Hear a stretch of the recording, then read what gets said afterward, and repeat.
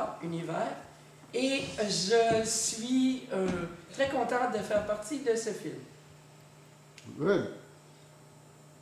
Peggy? Mon nom, c'est Peggy Roux. Je suis aussi originaire de Montréal et j'ai 41 ans, si je me rappelle bien. Alors, c'est pas vrai pas en tout, excusez-moi. Je viens d'avoir 42 ans le 17 Excusez-moi. Donc, on est venu en 2014. Ouais, OK. Tu as 42 ans depuis le 17 mars de cette année. OK. Bien. Ouais, ben moi, mon nom, c'est Lovia Arting. Moi, je vais avoir 20 ans mardi prochain, Quelle date? le 29 avril. OK. Puis. Tu viens-tu de Montréal? Oui, je viens de Montréal. Oui, Ah, bien, oui, c'est Non, ça. on vient de la planète Mars. Non, toi, tu viens du Chili, à Non, moi, je viens. Ouais, Tu c'est es ça. exposé à Montréal, puis tu Je suis entre le Mexique et les États-Unis. as oublié ton espagnol? OK, la famille Acting. Oui. Qu'est-ce qui vous distingue des familles qu'on retrouve en général? Y a-t-il quelque chose, avez-vous un point commun qui rendrait votre famille plus particulière qu'un autre? On Vous voit semblez pas. extrêmement heureux, est-ce que c'est la Oui, famille? on voit pas, puis on est heureux. OK, ça c'est très bien. Oui. Ben, On est. C'est-à-dire, on est non-voyant, mais on est très visionnaire, ce qui manque beaucoup dans la société, parfois. Ouais. Et c'est pas mal ça qui nous distingue, je pense. Ouais. est-ce que vous croyez que l'aveuglement est un handicap dans notre société? Non. Ça dépend. Il y a des gens qui sont handicapés qui voient très clair. Il y a des gens qui voient qui sont aveuglés. Good. Ouais. L'aveuglement est un handicap dans la société, mais à quel niveau sommes-nous aveugles? Ah, c'est Au ça. niveau du cœur, au niveau des yeux physiques, au niveau de l'esprit? Je pense que l'aveuglement des yeux physiques, c'est probablement le moindre de ceux-là. Ouais. Merci. J'ai une particularité que je sais, c'est que les gens les plus éduqués avec les handicaps, c'est souvent les non-voyants. Oui. Et c'est les non-voyants qui ont le plus de difficultés à se placer dans le marché du travail. Est-ce que vous êtes au courant de ça? Oui, tout à fait. Mais il y en a certains qui travaillent comme psychologues, travailleurs sociaux. Il y en a qui travaillent dans des jobs extrêmement intéressants. On a un de nos amis qui travaille pour Rogers. Tu sais, il y a des adaptations à faire pour la job, mais il travaille quand même pour Rogers, puis c'est très bien. Il travaille pour le département des ressources humaines, humaines. c'est ça. Et puis, on a une autre de nos amis qui travaille à la transcription braille des livres à l'Institut Nazareth et Louis Braille à Longueuil. Et puis, il y a des gens non-voyants aussi qui sont des grands scientifiques qui vont faire... Toujours sur l'emploi, Peggy. Je disais que trouver des emplois quand tu es non-voyant, c'est plus difficile dans les domaines généralistes. Tu sais, genre, on ne peut pas aller travailler dans un restaurant, à toute évidence. On ne peut pas aller travailler non plus pour, comme vidangeur. Tu sais, il y a beaucoup d'emplois qui sont visuels et qui ne nous permettraient pas de le faire. Mais les emplois les plus spécialisés, comme par exemple, justement, des compagnies où leurs systèmes informatiques peuvent être adaptés, ou des compagnies, ou des recherches en sciences, des choses comme ça, c'est très possible. Ou tout ce qui se rapporte aux sciences humaines aussi. Oui, aux sciences humaines, mais encore là, tu sais, travailleur social, il y a beaucoup de gens que ça se fait par déplacement et tout, il y en a que c'est difficile. Donc, mais il y a quand même moyen de se trouver de l'emploi, et évidemment, il y a des artistes, beaucoup d'artistes non-voyants. On pense à des gens comme Stevie Wonder, Ray Charles, des musiciens, il y en a beaucoup qui sont non-voyants. Donc, oui. J'ai une question. Définissez-moi en vos mots un miroir. Ben là, ça dépend, là. Si tu veux la définition terre à terre ou philosophique. Votre définition personnelle. Le miroir, Depuis votre naissance, vous en avez entendu parler, Oui. vous en avez touché, vous avez été en contact. Une surface Quel plane est- de verre, ce qui reflète ton image. c'est ça. Merci, Denis. Moi, je dirais que c'est tout ce qui te renvoie ta propre image. Parce Ok. qu'un miroir, ça peut être n'importe quoi. Les gens peuvent être ton miroir aussi. Merci, Lovia. Voyons, C'est quoi un miroir, lui, pour toi?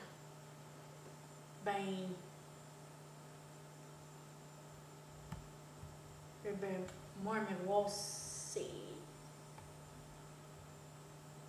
si tu fais regarder dans le miroir, t'es... Voyons, maudite cochonnerie. Non, mais c'est quoi un miroir, Louvière? C'est quelque chose en vide, c'est quelque chose que tu touches, tu te regardes là-dedans, c'est quoi un miroir? Tu sais ce que c'est? Ben, c'est ça. Tu veux te regarder. Ça peut servir pour se regarder pour être beau, si on est beau, si on est genre. Si t'es pas beau, le miroir est casse. C'est ça. C'est ça. Donc, ça reflète la lumière aussi, la lumière, Ça peut refléter la lumière, hein? Ça peut. Ta réponse amène à une autre question, Lovia. Qu'est-ce que la beauté?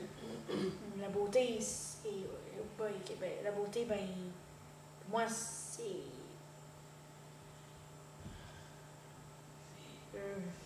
Ben, si t'es beau à l'extérieur, ça devrait être beau à l'intérieur. Ah! Mais c'est quoi être beau? Qu'est-ce que ça veut dire quoi quelque chose de beau pour toi, Olivia? Ben, quelque chose. Pas une belle couleur. Mais c'est quoi beau? Pourquoi tu trouves ça beau? C'est plaisant, c'est agréable, c'est quoi? Ben oui, c'est comme agréable à toucher, c'est comme. Bon, agréable à toucher, agréable à regarder. À regarder, c'est harmonieux aussi. Quelque chose que t'aimes, quelque chose d'harmonieux. Bon, comment on y arrive? C'est bon? Oh, à un moment donné, sûrement, oui. Quel est le plus grand handicap, d'après vous? Pour vous autres, qu'est-ce que vous croyez que le plus grand?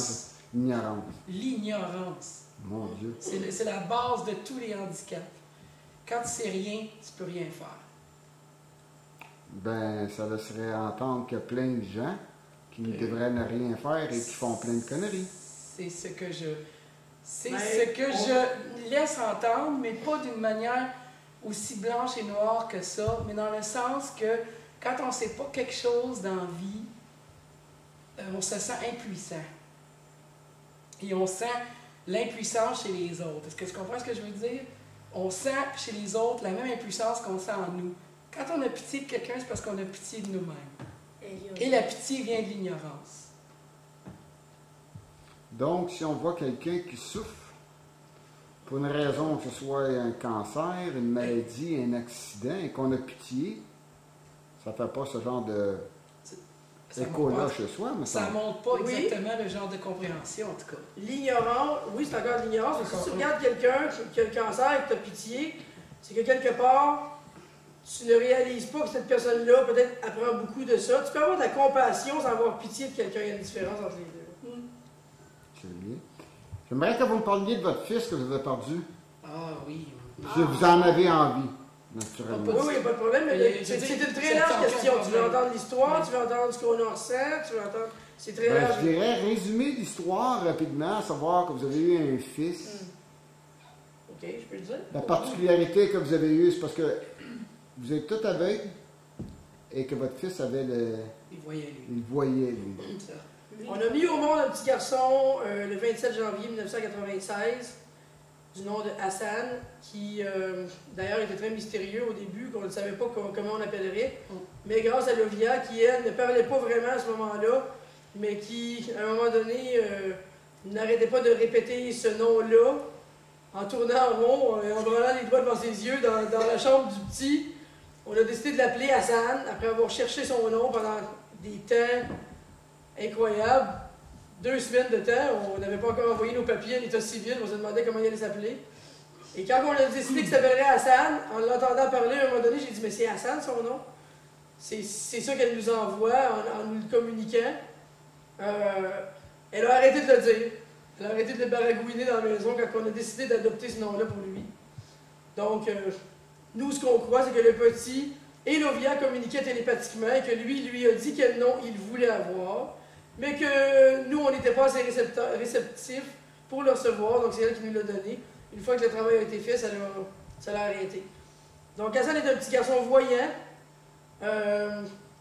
qui a grandi avec nous toujours, mais avec lequel on a eu beaucoup de démêlés avec la DPJ.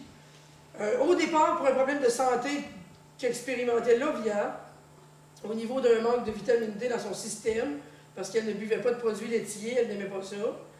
Donc, mais on a corrigé la situation, la DPJ ont cru bon de rester dans notre vie et d'analyser tous les aspects de notre vie, dans les moindres détails, comment on élevait les enfants, c'était quoi nos valeurs, qu'est-ce qu'on voulait et ne voulait pas faire pour adapter la situation familiale à cause de notre handicap. Donc, ils ont été là et là, ils ont réalisé qu'Hassan était un enfant voyant avec beaucoup d'habileté. En vieillissant, il est devenu un petit garçon hyperactif. Donc, pour eux, on était inapte à le surveiller adéquatement. Donc, ils ont exigé qu'on le mette en garderie. Et Lovia aussi, qui, elle, avait des troubles d'autisme et ça causait des gros problèmes au niveau des garderies parce que les garderies ne la gardaient pas, étant donné qu'elle faisait des grosses crises et tout. Jusqu'à ce qu'on trouve une garderie dans l'Ouest qui est spécialisée pour les enfants handicapés, qui s'appelle la garderie Papillon.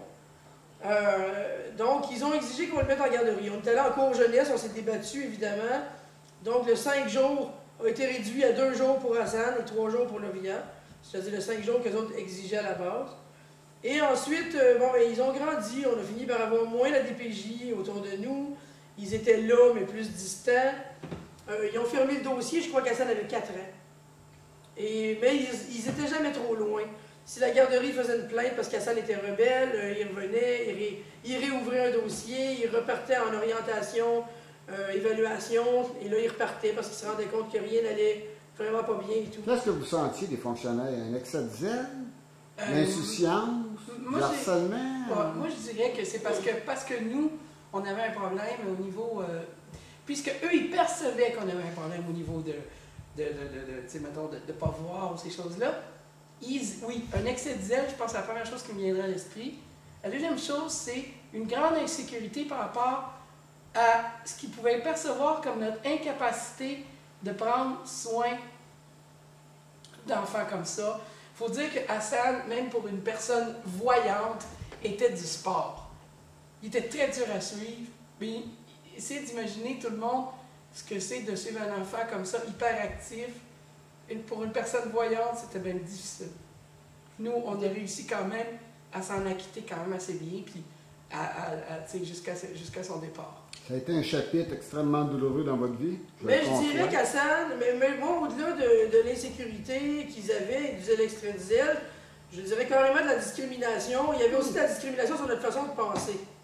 Parce que nous, on n'était pas des gens ni dans la conscience collective terre à terre, ni religieux, ou ni quelque chose qu'ils connaissaient. On était plus des gens dans le domaine ésotérique à ce moment-là, on pourrait carrément dire. Eh bien, on refusait certaines choses comme la vaccination, comme ci et ça. Et pour eux, c'était presque sacrilège. Donc, il y avait encore l'ignorance et la discrimination en ligne de compte. Ce qui fait que... Avant de s'avancer plus loin, ésotérique, le grand public, c'est quoi? Comment vous le définissez, ésotérique? Moi, je dirais que c'est toutes les connaissances qui ne sont pas connues de la majorité des gens. Tout ce qui n'est pas connu de la majorité des gens. N'importe quoi peut être ésotérique. Une job que tu ne connais pas, puis que, tu sais, mettons, l'ordre des ingénieurs, les autres, ils vont avoir un langage qui va être leur langage à eux, puis tu vas dire, ah, ça, c'est un peu ésotérique. Ça, c'est le premier sens du mot. OK? C'est comme quelque chose qui n'est pas connu par la majorité des gens. Okay. On pourrait dire, pour que les gens comprennent encore mieux, moi, j'appellerais ça les sciences alternatives. Ou les sciences, les parasciences, parce que le mot para, ça veut dire au-delà, ou à côté. Et donc, c'est toutes les sciences qui ne sont pas reconnues officiellement, ou toutes les disciplines qui ne sont pas reconnues officiellement, dans lesquelles nous autres on était, et qui nous permettaient justement de prendre la position qu'on prenait, et qui faisaient que notre discrimination était doublée, non seulement à cause de notre état, que les autres ils considéraient comme un handicap, mais en plus à cause de nos idées. J'ai bien aimé ce que Peggy a souligné, parce que ça doublait le sens de discrimination par rapport à nous autres. Ça fait un chapitre extrêmement douloureux dans votre vie. Oui et non. Votre vie n'est pas terminée. Oui et non, je vais t'expliquer. Bon, Denis a donné une définition très large d'ésotérique, c'est intéressant, mais nous, on est dans des choses comme la conscience des extraterrestres qui nous visitent, des contacts, la réincarnation, la spiritualité plus holistique, c'est-à-dire Dieu partout en tout. Et donc, on acceptait des concepts qui n'étaient pas très communs pour la DPJ. Et donc aussi des choses que les gens ne savent pas sur l'alimentation, par exemple, comment les sucres peuvent être destructeurs au niveau du cerveau, puis peuvent créer des problèmes d'hyperactivité. Donc on ne donnait pas de sucre raffiné à ce moment-là, et de produits laitiers en plus, parce que notre fils était intolérant au lactose. Lovia n'aimait pas ça. Donc on ne consommait pas de produits laitiers à la maison. Toutes ces choses-là faisaient en sorte que... Je vais faire une parenthèse. Les produits laitiers, ici, au Québec, sont subventionnés et promus de façon constante. Exactement. Donc, le refus de ça, de notre part, était pour eux, mais c'est pas parce que c'est promu et constant que ça veut nécessairement dire que c'est bon, on s'entend. Coca-Cola, c'est promu à pleine capacité aussi, puis c'est très mauvais, on le sait. Excellente référence. Donc, c'est pas parce qu'on dit que les produits OGM, c'est bon pour la santé que c'est vrai. Donc, il faut faire attention entre discerner ce qu'on veut nous faire avaler et ce qui est réellement bon, puis qu'on peut prouver que c'est bon par des recherches et des réels faits. Ou ces fameux sucres sans sucre, là, comme ils mettent maintenant dans les boissons. Aspartame et compagnie. Aspartame et compagnie, qui d'ailleurs sont prouvés dans plusieurs pays du monde comme étant extrêmement dangereux et dommageables pour la santé, même mortels. Et on les vend encore en disant non, non, non, c'est pas vrai, c'est pas vrai, c'est pas vrai, parce que les pharmaceutiques sont derrière et ils poussent très fort sur la machine pour que ça sorte, puis il y a des grosses publicités pour que ça avance. Malheureusement, on ne pourra pas refaire le monde ce soir. Non, c'est certain, mais un jour, il faut le refaire. Donc, éventuellement, il y aura toujours des grands visionnaires dans la société qui vont le refaire un jour, le monde. Tous les gens qui ont amené